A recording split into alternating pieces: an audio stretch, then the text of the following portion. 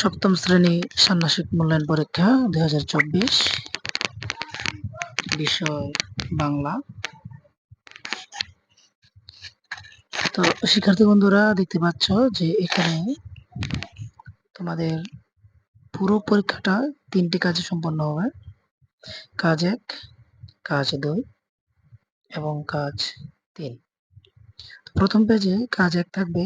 কাজ 1 এর মধ্যে প্রশ্ন থাকবে 3টি, ক, খ, গ।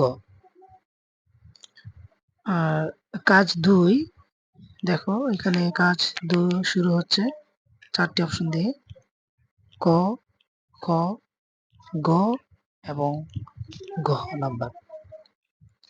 তো বেশিরভাগ সময় তোমরা ছক পূরণ করবা, বিভিন্ন ছক প্রশ্নে দেওয়া আছে কিভাবে তোমরা পূরণ করবা। তো এই পূরণ করাটার ব্যাপারে তোমরা একটা বিষয় খেয়াল রাখবা যে সবার উত্তরটা যেন একই রকমের না হয়।